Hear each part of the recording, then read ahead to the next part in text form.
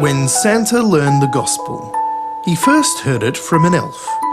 This tiny Santa's helper had just learned of it herself.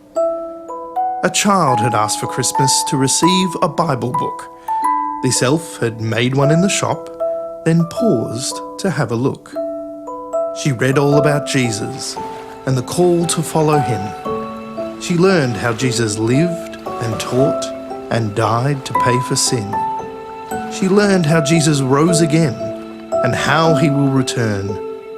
And then this elf read how she should respond to all she'd learned. She shut the book, put down her tools, then closed her eyes and prayed. Right then and there, this little elf trusted in Christ that day. The next day, she told Santa. It was awkward, unprepared. She knew she didn't know that much, but what she knew, she shared.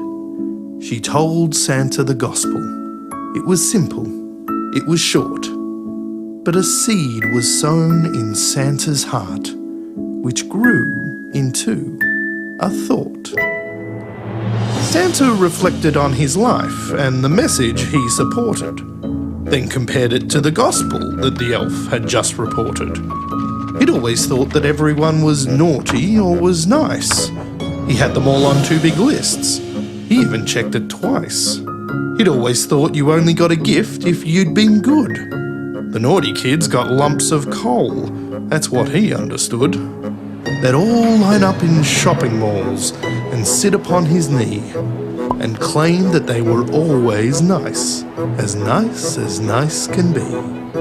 Of course, he saw them when they slept and knew when they awoke.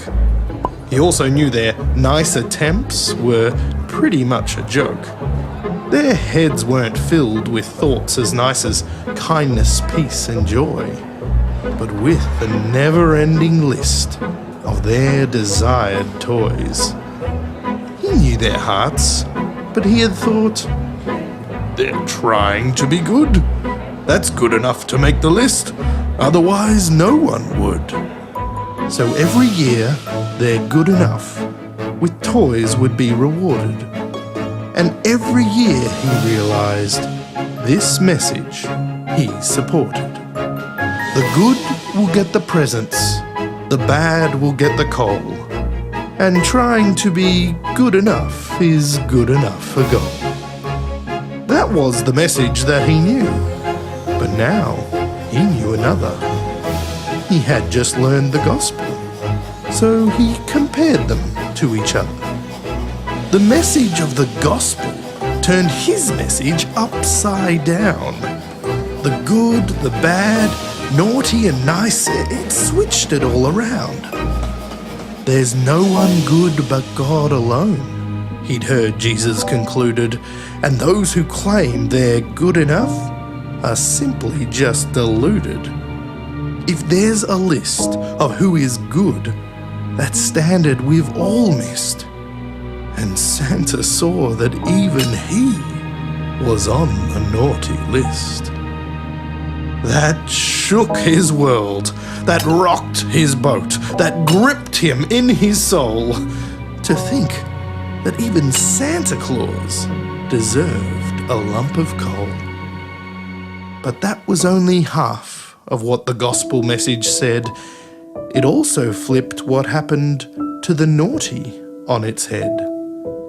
Instead of being written off as just not good enough, the message to the naughty list was one of grace and love.